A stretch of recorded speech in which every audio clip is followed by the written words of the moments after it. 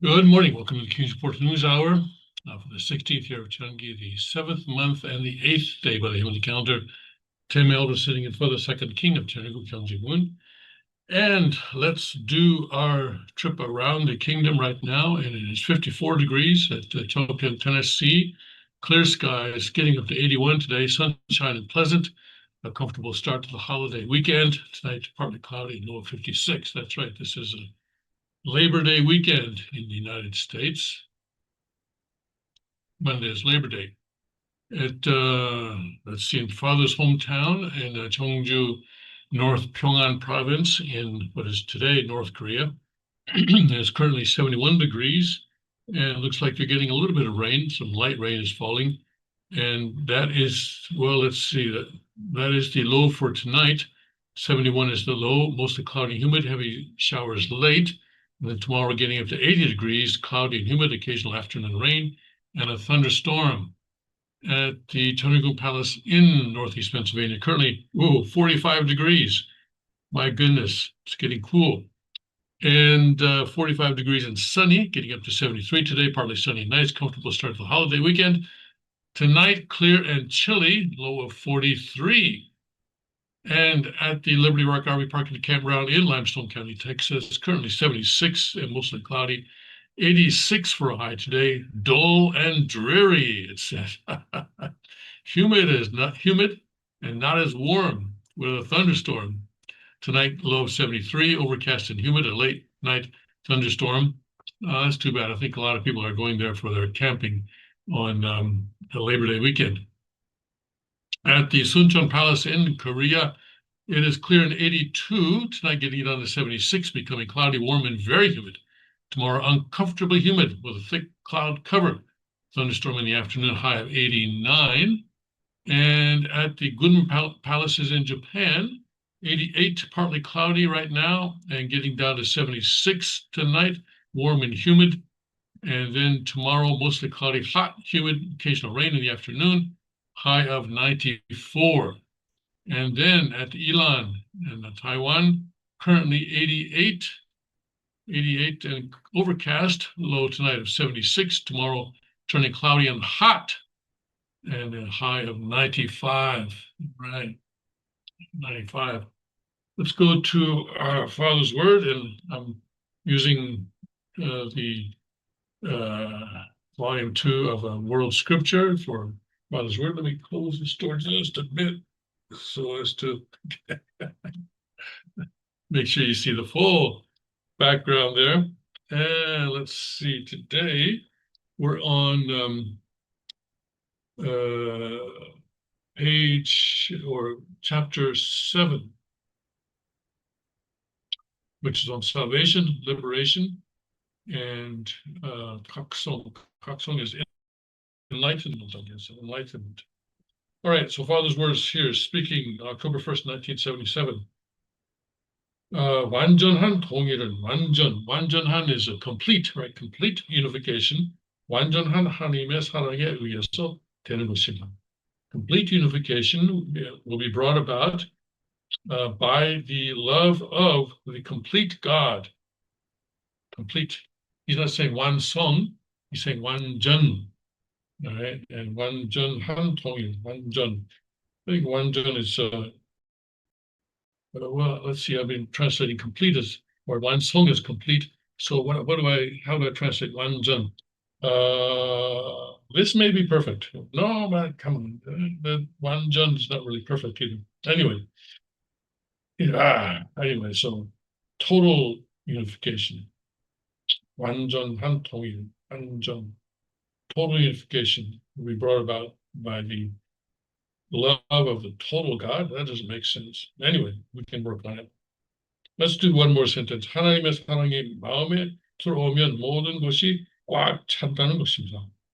When God's love enters into your heart or your mind, 마음 can be translated as heart or mind, but probably in this case it's heart. When God's love enters into your heart, then everything is filled to overflowing. 그러니 행복하다는 것입니다. And so you are happy. 전부가 충만하기 때문에 모든 것에 기쁨이 이루어진다는 것입니다. So because because you're fulfilled, completely fulfilled, joy is realized in everything. It's gone, right? Thank you, Father. All right, then. Okay, let's go to what's going on. And the big news this morning is that an appeals court yesterday ruled that many of President Trump's tariffs are illegal and so have to be canceled. And that, that sounds like a big deal. And I suppose it is, and certainly the media is treating it as a big deal. But the court also gave the government until October 14th to appeal their ruling to the Supreme Court. And so the tariffs are not being canceled immediately. They are in effect until October 14th, or whenever the Supreme Court chooses to deal with that. Now, the Supreme Court is currently on vacation. kind of, right? They could, of course, in this age with Zoom calls and everything, it is possible for them to have an emergency meeting, and if they need to do that, I'm sure they will. But anyway, they'll work it out. They'll work it out. And I don't know the result. I'm not a lawyer. I'm not a constitutional scholar. I'm not an expert on these matters. So I have no idea what's going to happen with this. The president and his people are saying that if these tariffs are actually canceled, then America will go into a huge and terrible depression, and they're really stoking the fear in people. But apparently that did not work with the judges on the appeals court. And so we'll see. We'll see what happens. But we do know that whatever happens, whatever may happen, God is alive, and we can get through it using the skills that the King has been teaching us for the past, how long now? Well, let's see, 13, 14 years, I guess. 12 years, I guess, 12 years since 2013. So we know that we can all get through it one way or another. Okay, God bless. All right, so then that is that. So we'll see how that turns out. I wanted to do this story on North Korea. Of course, we are still praying. I hope everybody is praying that the God can be present in Beijing on Wednesday, when the leaders of China, Russia, and North Korea get together in one room. And I'm sure they'll be discussing the Ukraine war. And let's hope that God can move their hearts to bring a conclusion to that, to stop the dying, but we'll see. But also, the Shanghai Cooperation Organization is also having a meeting, and India is there in China for that. And so right now, this is kind of a time for China to shine in its role. And I think they've been feeling left out because the world's attention has been on Ukraine, and China has no role in that situation. They've been trying to find a role for themselves, but they don't have one. Okay. All right. All right, but let's go to this story on North Korea and the North Korean economy. And I want to do this because Father has said that, unification between North and South Korea is not going to happen as long as there's such a huge disparity between the living standards of North and South Korea, that there has to be some equalization, I guess you'd call it, or some leveling out of the living standards. So, of course, that can happen in two ways, right? North Korea could come up or South Korea could go down. But I think it's probably good for the people in North Korea and for the ultimate goal of a unification, that North Korea's economy is doing well right now, thanks to the Ukraine war and their participation in it, which is kind of the bad part of this. South Korea's central bank, the Bank of Korea, estimated on Friday that North Korea's economy grew by 3.7% in 2024, its fastest rate of growth in 8 years. BOK analysts said much of this growth was due to North Korea's deepening economic ties to Russia. BOK said North Korea's growth spurt is mainly due to significant increases in manufacturing, construction, and mining industries, which were affected by strengthening of national policy projects domestically and expansion of economic cooperation between North Korea and Russia externally. So yeah, manufacturing weapons and ammunition, construction, building the factories for that, mining industries, of course, yes, all the minerals that they're digging out of the ground. in order to support also to help support the Ukraine war.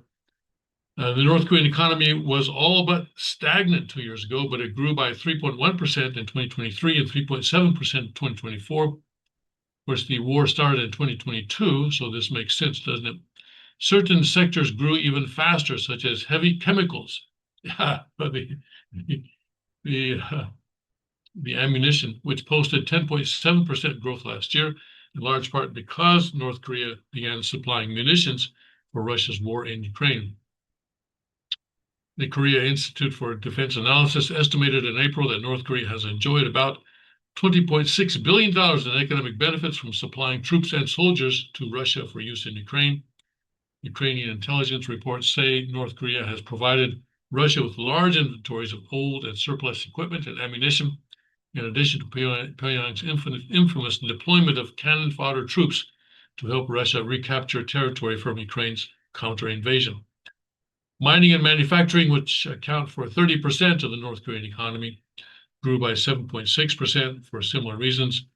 The construction sector expanded by 12.3%, driven by a large-scale government program to rebuild dilapidated rural houses and address the backwardness of the countryside.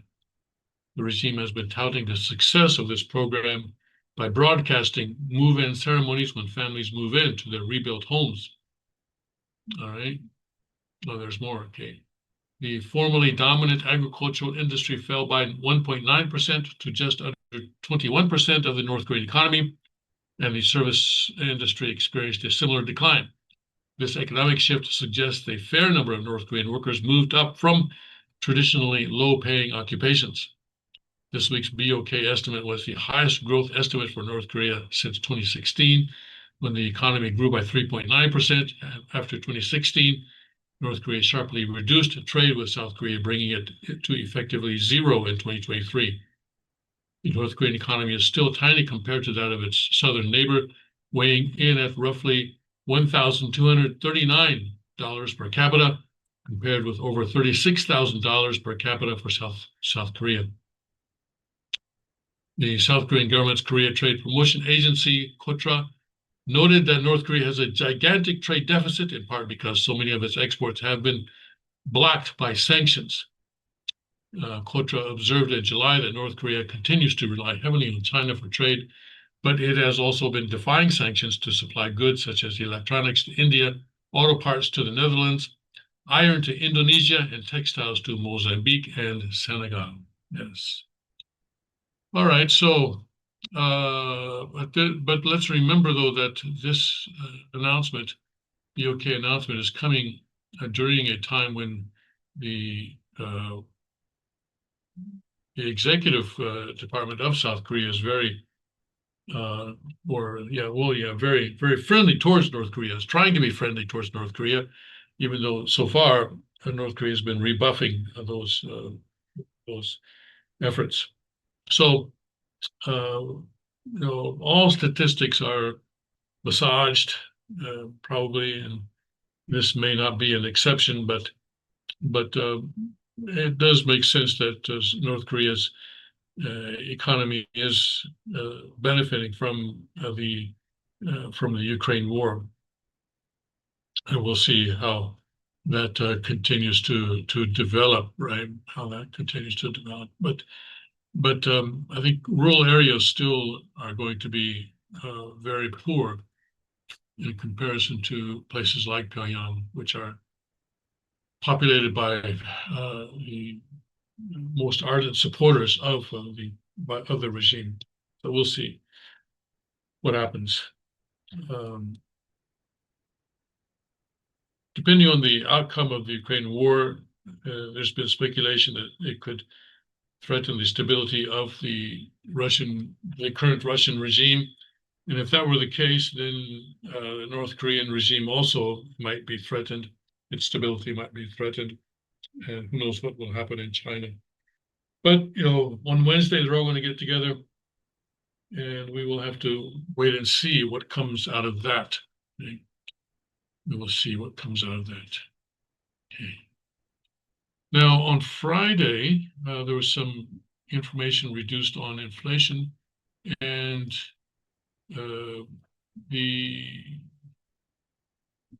numbers here are not nearly as bad as many people had expected. The influence of the tariffs is not nearly as much as some people have been trying to tell us. Tarifflation narrative fail. This is Breitbart. Goods prices fall, inflation muted, even as U.S. collects record tariff revenue, it says here. Let's take a look at this. This is, of course, Jerome Powell and Jackson Hole. Inflation held steady in July, with the Federal Reserve's preferred price gauge showing a slight deceleration in cost pressures and defying predictions from Fed Chairman Jerome Powell that tariffs would push up consumer prices. Government data released Friday showed. The personal consumption expenditures price index rose 2.6% from the year earlier, matching economists' forecasts and holding at the same annual pace as June. On a monthly basis, prices increased 0.2%, also in line with expectations and down from the previous month's 0.3% increase. If the July rate inflation were to continue for the next 12 months, inflation would fall to 2.4%. Core prices, which exclude volatile food and energy costs and are closely watched by Fed officials, rose 2.9% annually and 0.3% for the month, both figures meeting Wall Street predictions. The relatively benign inflation reading offered reassurance to policymakers that price pressures remain manageable, even as services continued to be the primary driver of increases. Services prices climbed 3.6% from a year earlier, with goods prices increased 0.5% over the same period. The monthly breakdown showed goods prices fell 0.1% in July, with energy costs dropping 1.1% and durable goods declining 0.1%. Over the past year, energy prices have fallen 2.7%, while durable goods prices rose a modest 1.1%, and non-durable goods prices increased just 0.2% annually.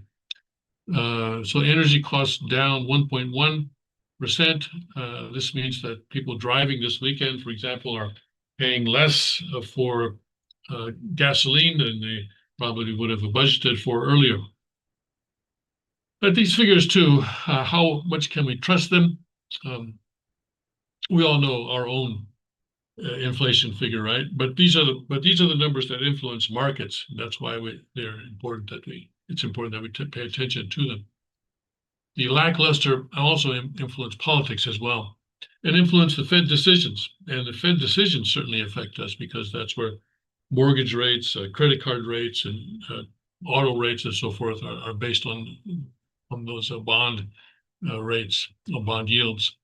The lackluster price increases in goods categories most susceptible to tariff effects contrast sharply with earlier warnings from Federal Reserve officials. Despite the United States collecting hundreds of billions of dollars in tariffs since the Trump administration's trade policies took effect, consumer prices for both durable and non-durable goods, the categories most likely to reflect tariff costs, have shown minimal increases.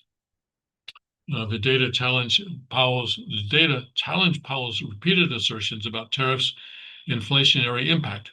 Tariffs are highly likely to generate at least a temporary rise in inflation, Powell said in April. He warned that the inflationary effects could also be more persistent and described the tariff increases as significantly larger than expected. But this is the guy.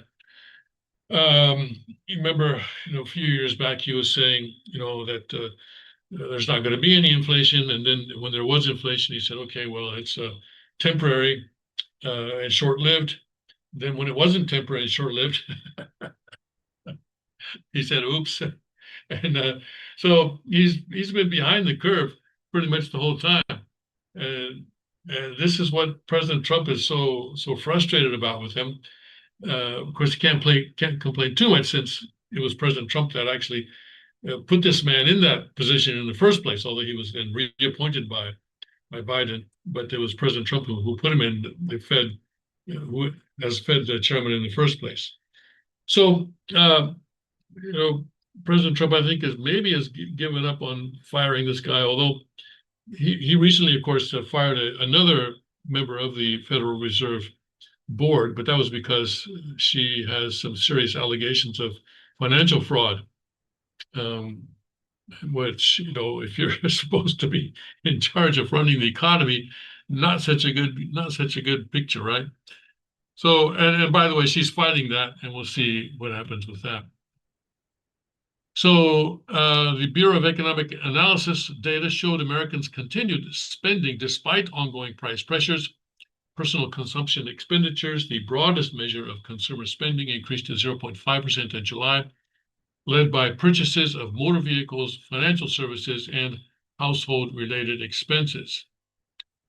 Personal income also advanced, rising 0.4% as wages and salaries increased across private sector employers. The income gains primarily reflected higher compensation, including both direct wages and employer contributions to employee benefits, according to the report. After accounting for taxes and inflation, real disposable income edged up 0.2%. Providing consumers with modest additional purchasing power. And that's probably where people are going to be feeling these results the most, if this is accurate. The inflation data will likely factor into Federal Reserve deliberations as officials weigh their next moves on interest rates. That's going to happen end of September, or near the end of September, I think. The central bank has been working to bring inflation back to its 2% target, while maintaining economic growth. And again, let's have a little explanation, shall we, Breitbart, on why 2%?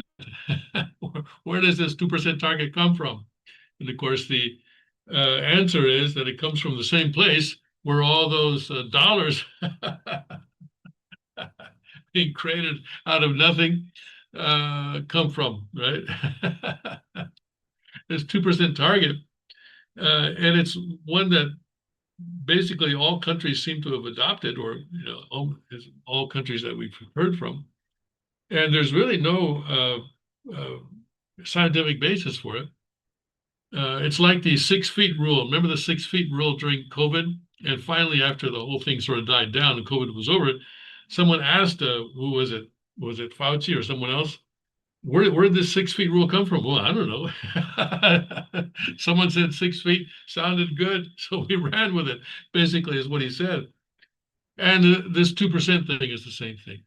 But 2%, I think, because they fear deflation more than anything.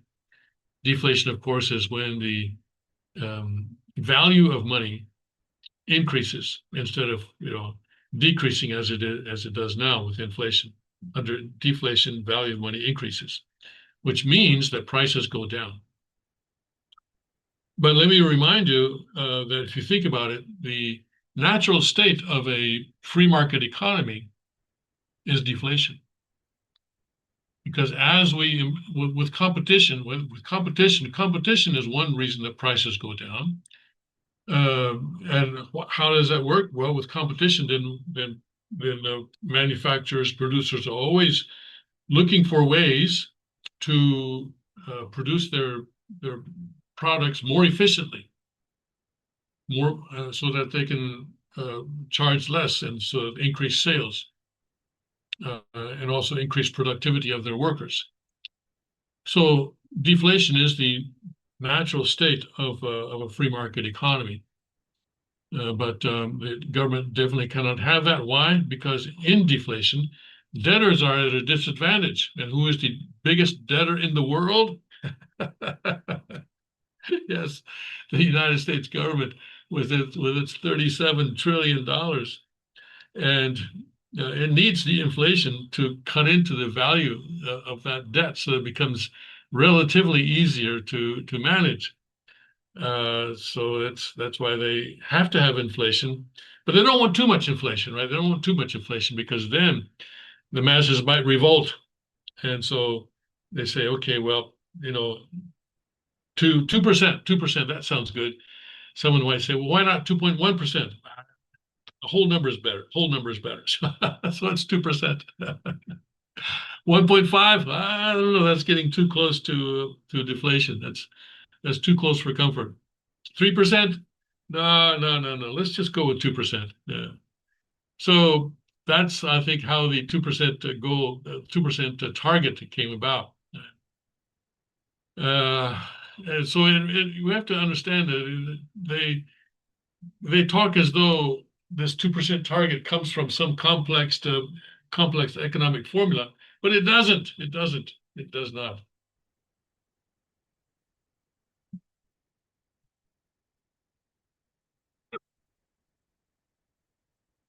This whole, excuse me, I got some water stuck in my, didn't quite go down. Ah, okay. I think I'll survive.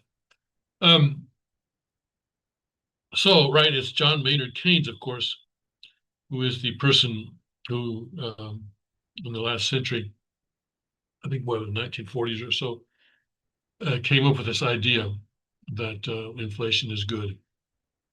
Of course, it's good for government. It's good for the elites because it raises asset prices, and the elites like that. It's bad for people who are working for wages because wages never keep up with inflation. The wages go up after inflation has come through.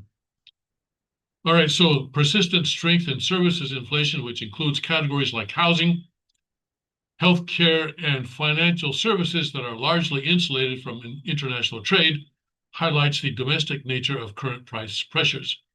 This stands in contrast to goods prices, which have shown little upward momentum despite ongoing trade tensions. Because price indices can be volatile month to month, many economists prefer to look at the annualized rate over several months. On a 6-month annualized basis, the price index is up 2.43%, matching the 1-month rate in July and down from 2.64% as of June. All right, so, all right, that was an economics story there, but it's important that we follow the economy, not only because it affects us, but because it affects the political situation. And we want to make sure that President Trump is able to execute his plans, which we pray it will result in the downfall of the Chinese Communist Party, right? Reagan brought down the Soviet Communist Party with, of course, a lot of heavy lifting by our two father. And President Trump needs to bring down the Chinese Communist Party. Right? And then that will lead to the liberation of Cheongju and the rest of North Korea. Okay. Praise God, praise God, praise God. Okay. Just, I guess, a small update on the situation with Hak Ja-man. The Washington Times published an op-ed piece by Newt Gingrich, and this was criticizing the South Korean government for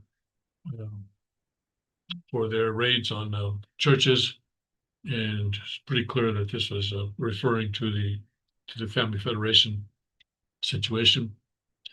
And that's being covered in the media here in South Korea. The op-ed piece. Newt Gingrich seems to pop up at a lot of Family Federation functions, and he seems to be doing a lot for Family Federation. Apparently, someone in Washington Times has a close relationship with Gingrich.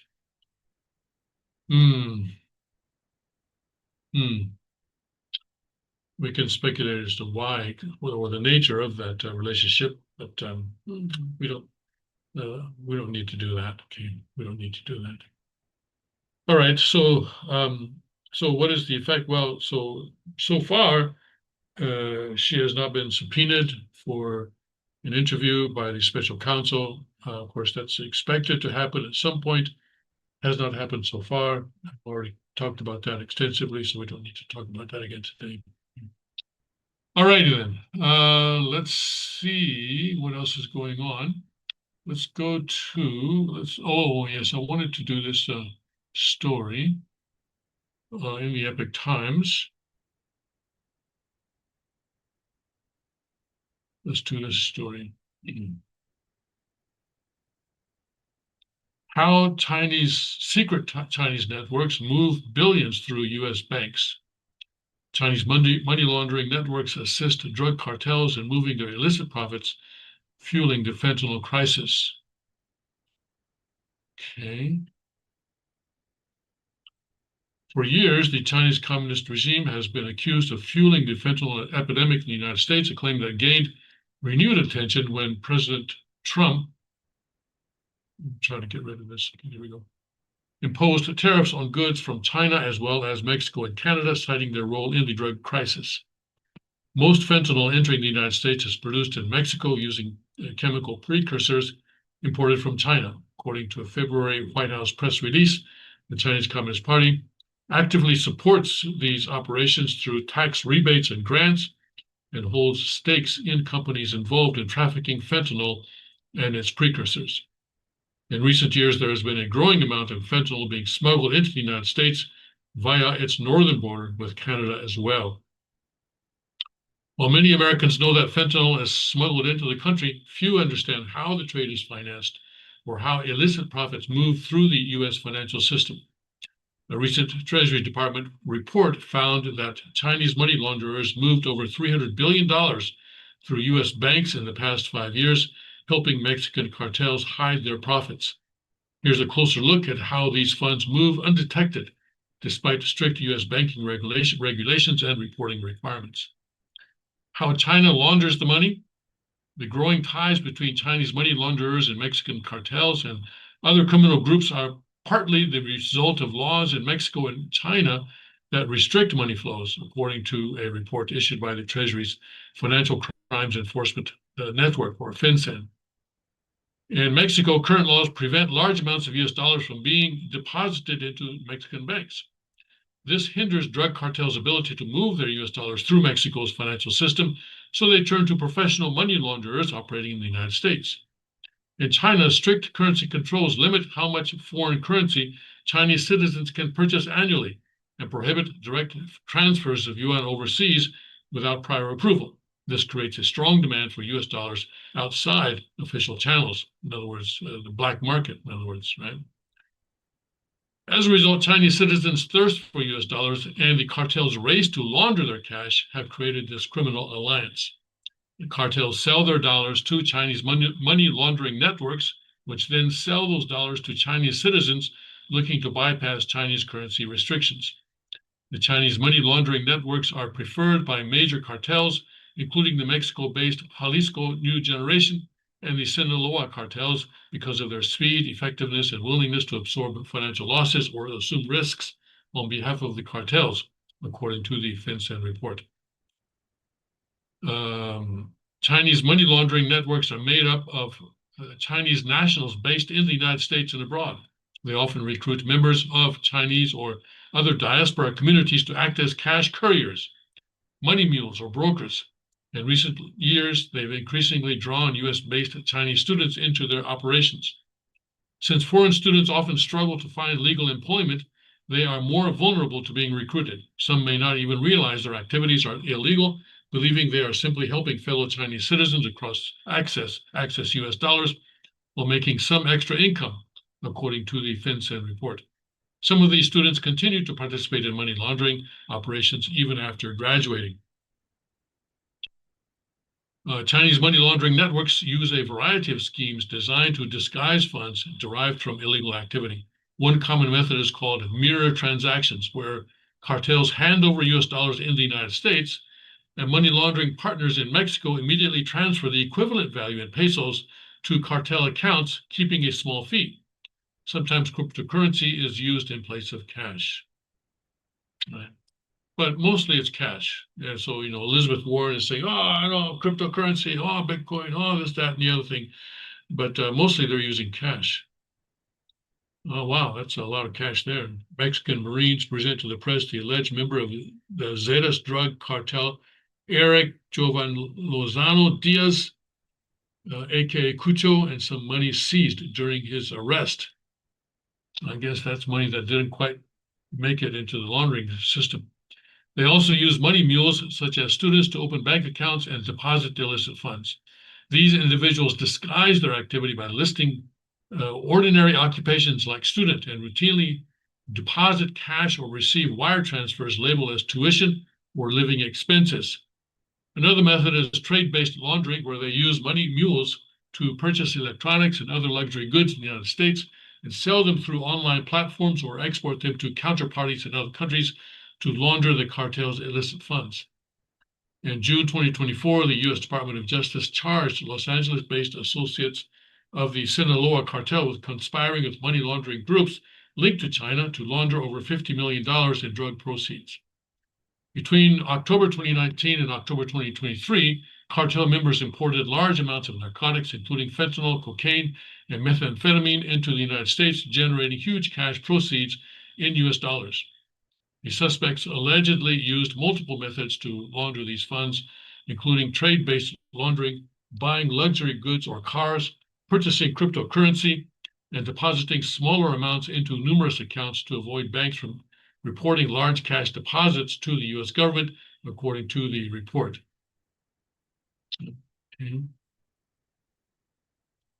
U.S. government documents indicate that Chinese money laundering networks have close ties to Beijing, advancing its political and economic objectives.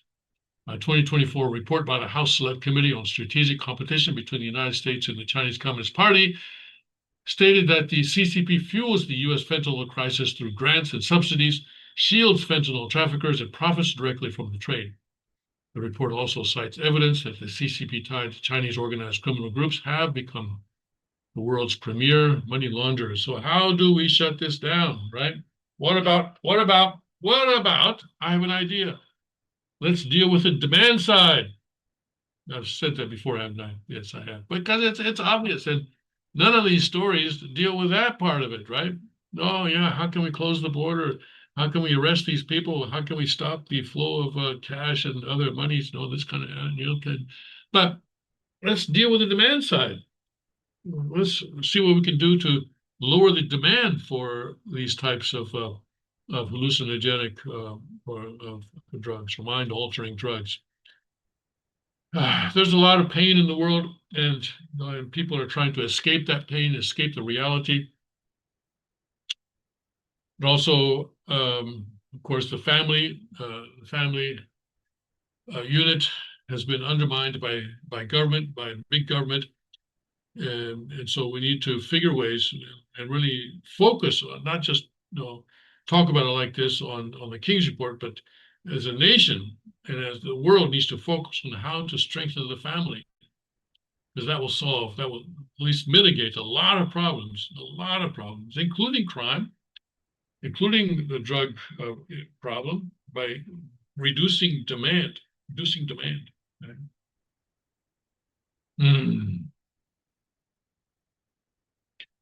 Now, we don't have a huge, I won't say we don't, I will not say we don't have any, but we don't have a huge drug problem among blessed central families. I will not say, because they're, who knows? All kinds of stuff goes on, but it's not a huge problem, all right? At least we can say that among blessed central families. So perhaps the country has something that they can learn from us, right? Perhaps. Why do you suppose that is? And, with the king promoting husband-wife dates once a week, and also one-on-one training with the children, that would also be a way to prevent young people from getting involved in drugs in the first place. Of course, a lot of times these things happen when people develop physical pain that is very difficult to endure. I've been there. Not for a long time. In other words, the pain it did not last a long time, but when it was there, it was very difficult to endure.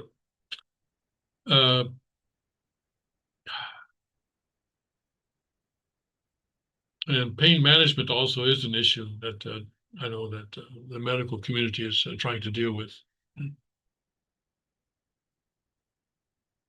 All right, John Cassera, an expert in anti-money laundering and terrorist financing, told Congress in 2023 that the CCP is the largest money laundering actor in the world. His 2023 book, China Specified Unlawful Activities, CCP Inc., Transnational Crime and Money Laundering, exposes the communist regime's money laundering methods. During his testimony, Cassera noted that both the international community and the U.S. government have been silent on the scale of China's involvement in transnational crime and money laundering. We shouldn't be silent, he said. Right, that's the end of that. All right, so money laundering by the Chinese Communist Party, another reason to, of course, bring down the Chinese Communist Party. But we also need to deal with the demand side of this, because I'm sure that when we bring down the Chinese Communist Party, someone else is going to step into their shoes, and they're going to continue this in one way or another. So this is going to persist until we're able to create God-centered families and families based on Father's teachings. All right, let's see. I'm looking at what's on Newsmax. Not a whole lot. This, I guess, maybe the beginning of a long weekend. Everybody's sort of barbecuing, and last long weekend of the summer, so they're at the beach, I suppose. So, but there's some stuff going on. White House skewers Newsom for stoking fears of voter suppression. So Newsom is saying now that during the midterms next year, when people are voting,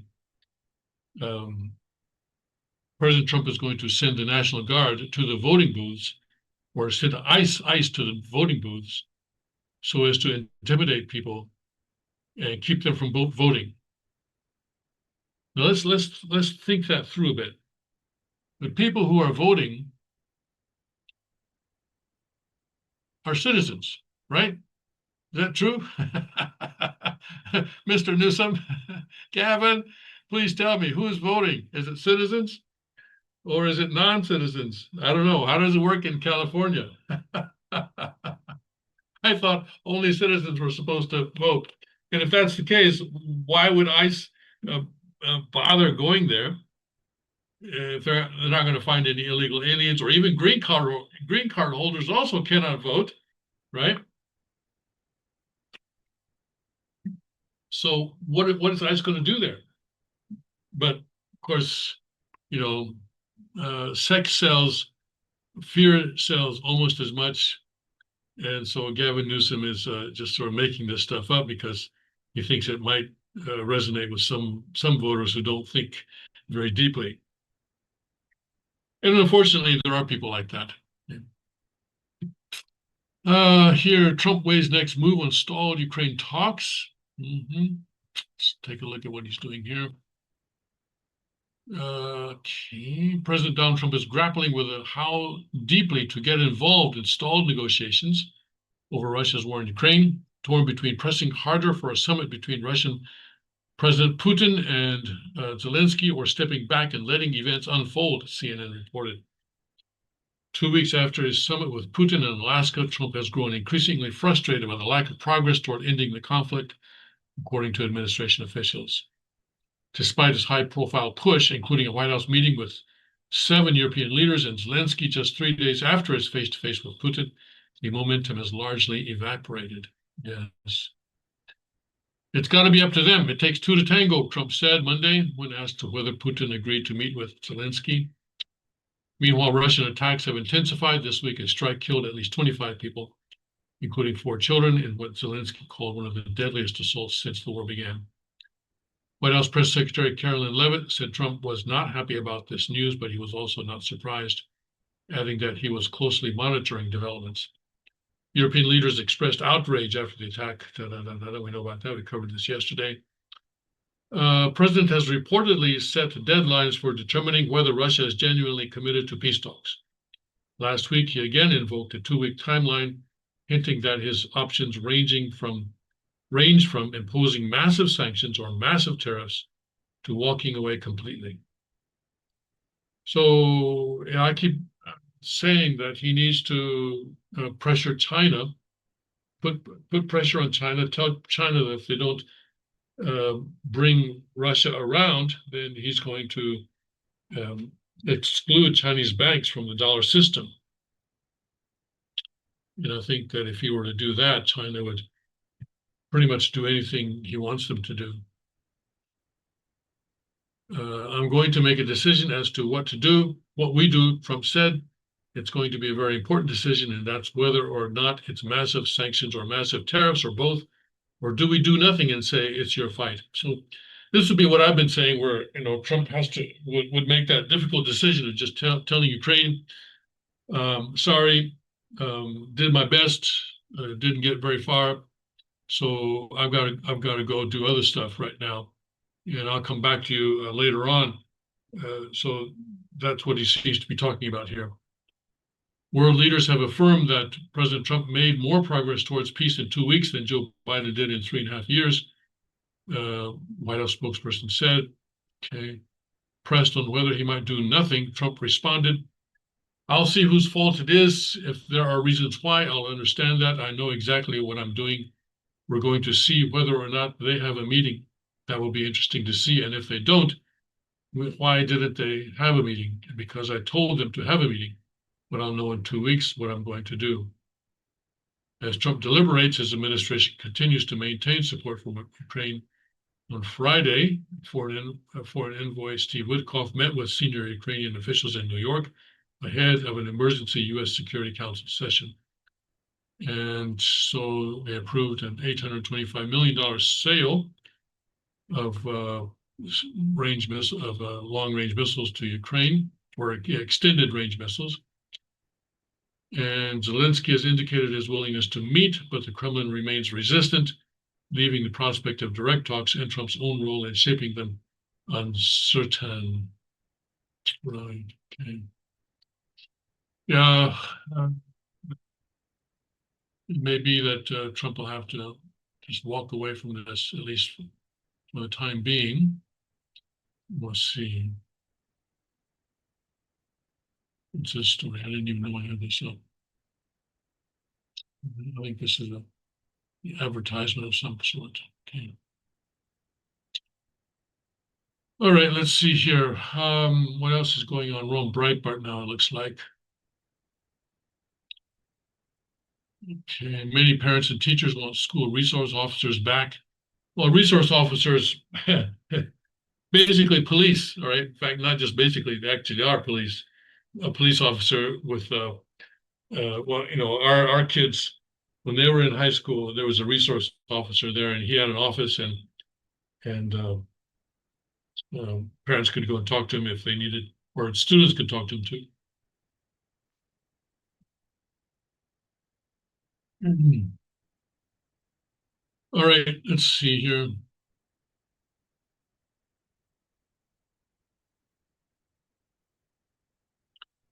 Judge blocks Trump's attempt to fire VOA director. So these things are going through the courts, and the media likes to pick up each of these decisions as if it's the final decision, but giving that impression, but it's not really, that's not the case.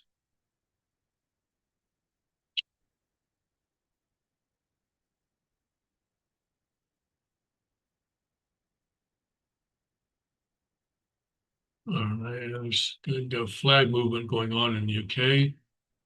Okay. U.S. tourist stabbed while defending women, says Germany needs Trump migration policies. Okay. Tokyo says Anglo-Japanese defense ties at a new level.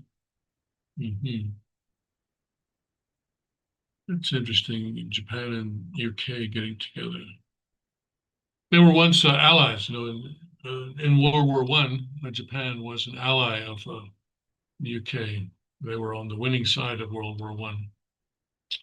Okay, let's see here. Scientists discover anti-gravity material. Okay, that's interesting. We have time. Yeah, what, shall we do this? It's Saturday evening. Why not? Okay. Let's expand this.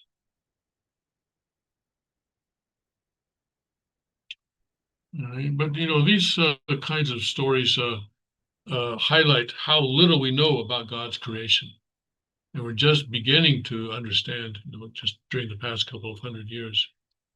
And even then, science is really often some things.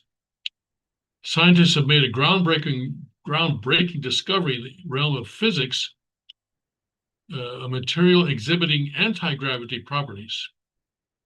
That's interesting. This discovery has potential to revolutionize our understanding of gravity and open new avenues for technology and exploration.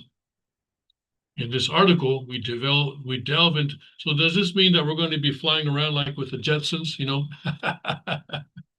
Okay.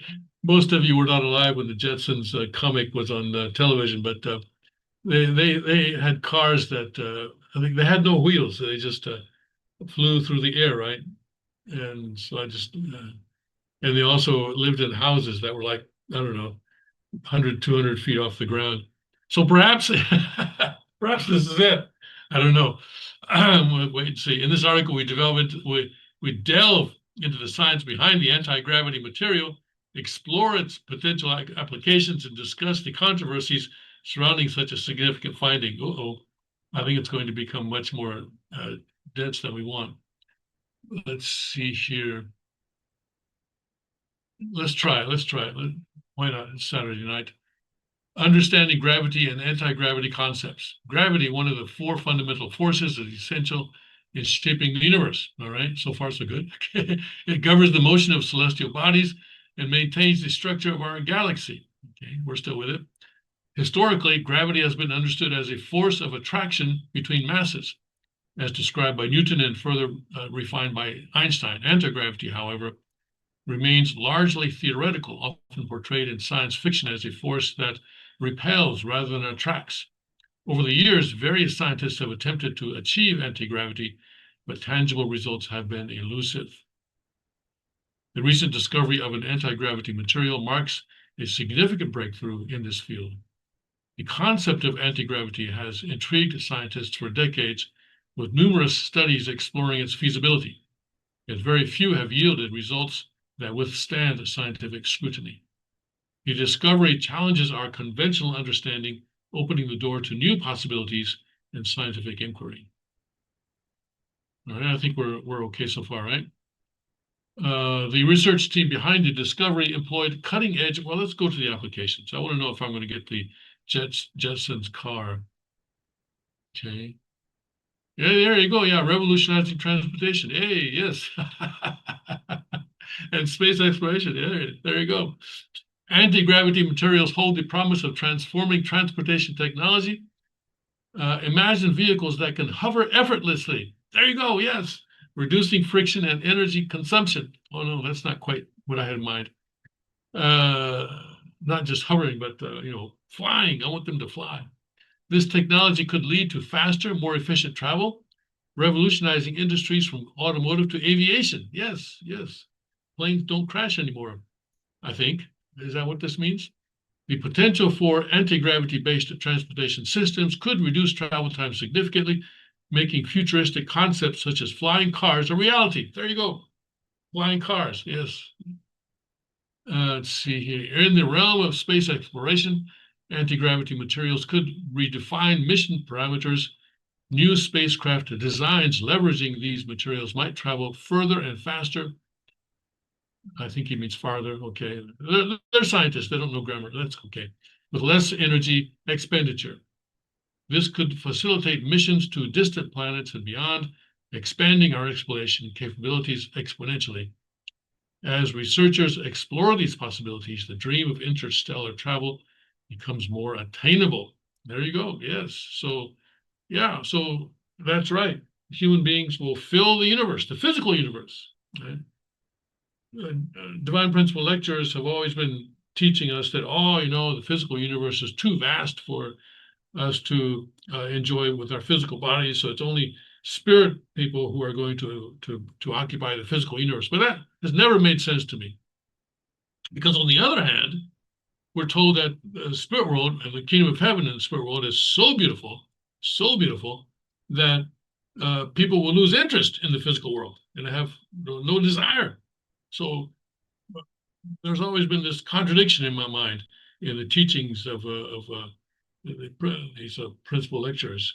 And this shows, though, that human beings in our physical bodies will be able to occupy the physical universe, no matter how vast it may be, over millennia, of course, right?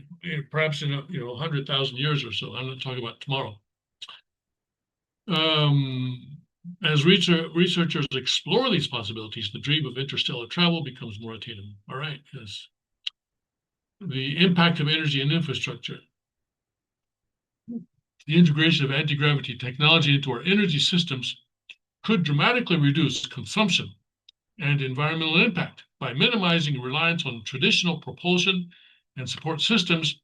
Energy efficiency could reach unprecedented levels. So, yeah, we don't have to worry about oil running out of oil and coal, and we don't have to worry about what to do with the used or spent nuclear material. I guess this will solve all those problems. This shift holds the potential for more sustainable infrastructure, transforming how we build and maintain our cities and industries. Speculating on future infrastructure, the incorporation of anti-gravity materials might lead to architectural designs previously deemed impossible. Skyscrapers without foundational constraints or bridges that defy current engineering limits could become feasible.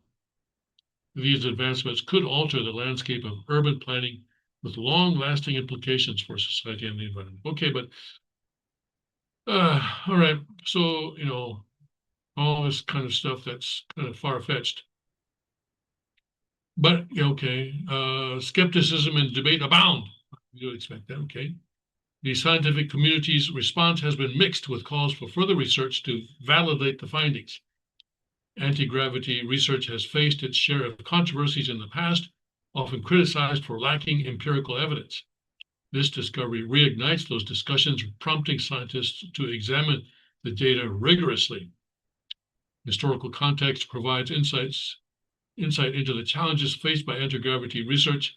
Figures like Bob Lazar have claimed controversial insights into anti-gravity theories, often met with skepticism. Understanding these past controversies is crucial as we navigate the implications of this new material and its potential applications.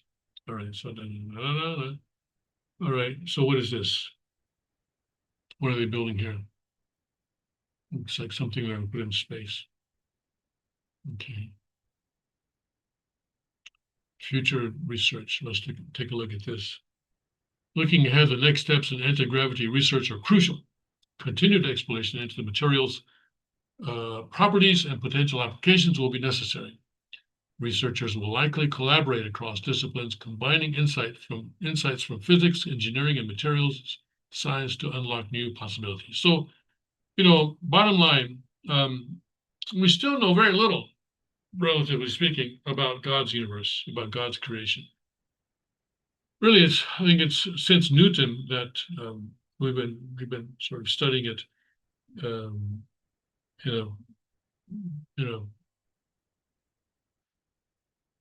an empirical sense. There are all sorts of myths that abounded during the Middle Ages and even in the past, but before that. But we're learning a little by little. But all this we could have, should have, we could have known. We could have known at the beginning of human history. Really, we could have known. It was not necessary for us to be our ancestors to be living in caves and discovering fire and inventing the wheel and going through all that kind of stuff. It was the archangel, especially the archangels, that were assigned to teach and educate human beings.